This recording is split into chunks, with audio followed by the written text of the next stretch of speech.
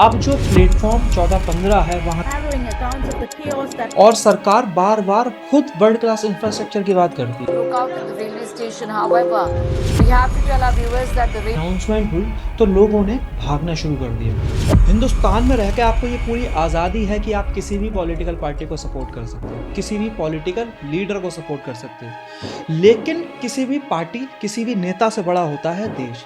हमारा ये फर्ज बनता है कि अगर देश में कुछ ऐसी एक्टिविटी होती है जो देश के अगेंस्ट हो या फिर देश के लोगों के अगेंस्ट हो, तो हमें उसके खिलाफ आवाज़ उठानी चाहिए। और अगर ऐसा हम नहीं करते तो शायद हम उस पार्टी के तो सपोर्टर हो सकते हैं, लेकिन देश के अगेंस्ट। 15 फरवरी को न्यू दिल्ली रेलवे स्टेशन पर एक भगदड़ मचती है जिसमें 18 लोगों की जान चली जाती है और 50 से ज़्यादा लोग घायल हो जाते हैं। इसके पीछे का सही रीज़न क्या है?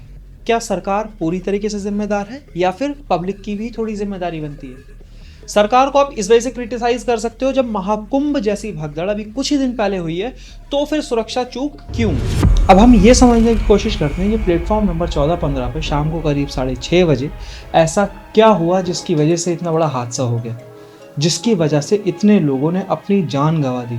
और ऐसे हादसे से हम क्या सीख सकते हैं जिससे आगे ऐसे हादसों से बचा जा सके? शाम को करीब 6:30 बजे अचानक ट्रेन के प्लेटफॉर्म चेंज होने की एक अनाउंसमेंट होती है। अब जो प्लेटफॉर्म 14-15 है वहाँ की जो टोटल कैपेसिटी है लोगों के आने की वो है 1 लाख। वहाँ पर लोग कितने होते हैं? 1.5 लाख। और जब इतनी बड़े क्राउड में अचानक से प्लेटफॉर्म चेंज होने का अनाउंसमेंट होगा तो पब्लिक में तो घबराहट बढ़ेगी। और वहाँ पर जो सीढ़ी बनी हुई है वो इतनी ज़्यादा छोटी है कि दूसरा इंसान खड़ा नहीं हो सकता। अब जब इतनी सारी पब्लिक एकदम से भागेगी तो ये हादसा तो होना ही था। और उसके बाद जब सरकार ने मरने वालों को 10-10 लाख रुपए देने का अनाउंसमेंट करा तो उन्हीं में से एक विक्टिम के लड़के ने सीधे बोल दिया कि ये जो सरकार पैसे दे रही है उसका सिर्फ ये रीज़न है कि इस हादसे को छुपाया जा सके। अब इस पूरे केस के बाद सरकार पर सवाल तो बहुत बड़ा है। एक तो आप ये समझो कि महाकुंभ जैसे फेस्टिवल 6 साल में एक बार आते हैं और वो डेट फिक्स होती है। तो फिर जब पहले से सारी चीज़ें फिक्स थी, सरकार ये पहले अनाउंसमेंट कर चुकी थी कि 45 करोड़ लोग इस बार महाकुंभ में आने वाले हैं, तो रेलवे की तरफ से सारी व्यवस्था पहले क्यों नहीं करी गई? और सरकार बार बार खुद वर्ल्ड क्लास इंफ्रास्ट्रक्चर की बात करती है। अगर आपको वर्ल्ड क्लास इंफ्रास्ट्रक्चर देखना है तो हमें जापान से सीखना पड़ेगा, जिन्होंने ओसाका एक्सपो 2025 में क्राउड डेंसिटी को चेक करने के लिए एआई सेंसर का यूज़ करा था। और हमारे यहाँ बहुत सारे केसेस में ऐसा हुआ है सीसीटीवी सही से काम नहीं कर रहे थे जिस वजह से वो केस ही सॉल्व नहीं हो पाया। तो शायद ऐसा तो कभी वर्ल्ड क्लास इंफ्रास्ट्रक्चर नहीं बन पाया। और हमारे देश का जो सबसे ख़राब कल्चर है वो ये है कि हादसा बाद में होता है, पॉलिटिक्स पहले शुरू हो जाती है। अब जैसे कांग्रेस अध्यक्ष का ये बयान, उनका कहना है कि मौतों की संख्या 30 से ज़्यादा है, सरकार छुपा रही है। अब इसमें बीजेपी वाले क्या बोल रहे हैं कि हमारे कार्यकाल में तुमसे 60% कम एक्सीडेंट हुए हैं, मतलब रेल के जो हादसे हैं वो 60% कम हुए हैं। लेकिन डिबेट ये नहीं है कि हादसे कम हुए हैं या फिर ज़्यादा, बात यह है कि ये हादसे क्यों हो रहे हैं। अब अश्विनी वैष्णव जी ने एक हाई लेवल कमेटी तो बना दी, लेकिन उससे होगा क्या?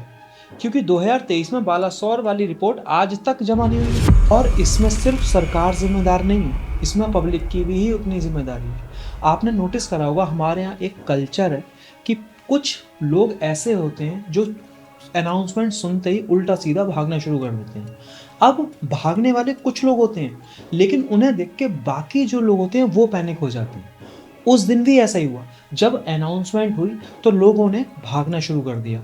और जो दूसरी सबसे बड़ी कमी है पब्लिक की, वो खुद को बचाने के चक्कर में धक्का मुक्की करना शुरू कर देते हैं, जिसकी वजह से ऐसे हादसे होते हैं। पहले भी अगर आप हादसे देखोगे तो धक्का मुक्की सबसे बड़ा रीज़न रहा है ऐसे हादसे होने का। और एज अ पब्लिक हम वहाँ फेल हो जाते हैं जहाँ पर ऐसे हादसों के बाद हम एक दूसरे को ब्लेम करना शुरू कर देते हैं। जो प्रो गवर्नमेंट लोग हैं वो बोलना शुरू कर देते हैं हमें चाइना से सीखना चाहिए, वहाँ की पब्लिक से सेंस सीखना चाहिए। और जो एंटी गवर्नमेंट लोग हैं वो बोलना शुरू कर देते हैं कि स्टेशन पर पहले टॉयलेट बना लो, उसके बाद सेंस की बात करना। और अगर आप इन दोनों बातों को साइड में रख दो और सही रास्ते पर ध्यान दो जिससे ऐसे हादसे ना हो, तो आपको टोक्यो ओलंपिक देखना पड़ेगा, जहाँ पर लैंग्वेज बैरियर होने के बाद भी पब्लिक ने रिस्पॉन्सिबिलिटी दिखाई और लाइन में खड़े रहे, जिससे ऐसे हादसे नहीं हुए। क्योंकि ब्लेम करने से किसी को कुछ नहीं होने वाला। प्रो और एंटी गवर्नमेंट होते हैं हमेशा लोग, लेकिन आपको उन चीज़ों पर ध्यान देना है जो सही है, क्योंकि ये आपकी खुद की सेफ्टी का मामला है। अब बात करते हैं कैसे कॉमन सेंस और टेक्नोलॉजी को यूज़ करके ऐसे हादसों से बचा जा सकता है।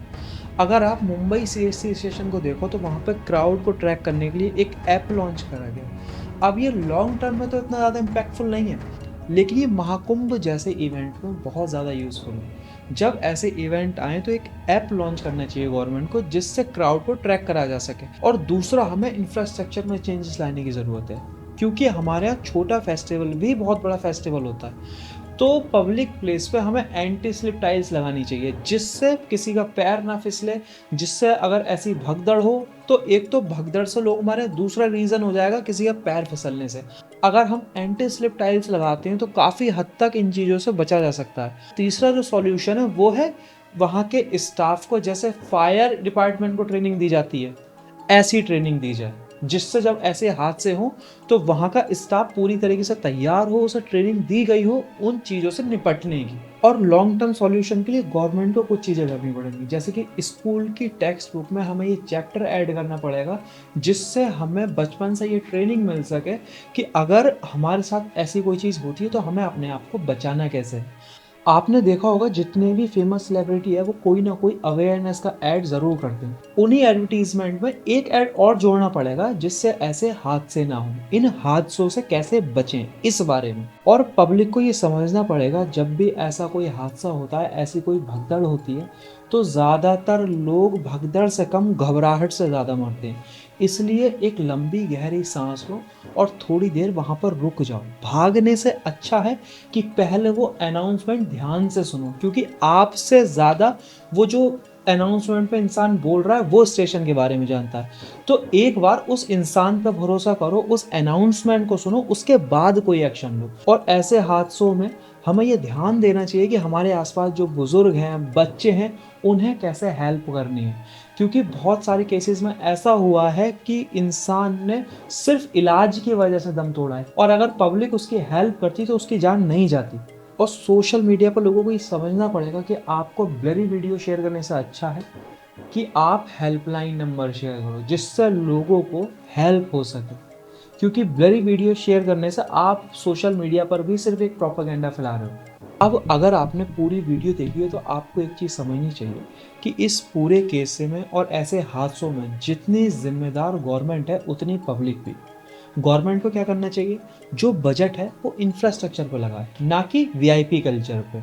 और ऐसे केसेस में ट्रांसपेरेंसी रखे, ना कि उसे कवर अप करे। लेकिन पब्लिक की भी ये जिम्मेदारी है कि अपने आप को बार बार विक्टिम ना बनाए, बल्कि कॉमन सेंस यूज़ करे ऐसे हादसों में, क्योंकि आपके ज़रा सी लापरवाही की वजह से इतने बड़े हादसे हो जाते हैं, इतने ज़्यादा लोगों की जान चली जाती है। और अगली बार जब आप ऐसी किसी भीड़ में जाओ तो एक चीज़ सोच कर जाना कि मुझे पैनिक नहीं होना, मुझे किसी अफवाह पे भरोसा नहीं करना, मुझे वहाँ के इंस्ट्रक्शन फॉलो करने हैं, क्योंकि हमारी ज़रा सी लापरवाही की वजह से इतने लोगों की जान चली जाती है। गवर्नमेंट बाद में क्या करती है वो बात की बात है, लेकिन वहाँ पर खड़े होकर हमारी भी उतनी रिस्पॉन्सिबिलिटी है, क्योंकि हमारी एक गलती की वजह से बहुत लोगों की जान जा सकती है।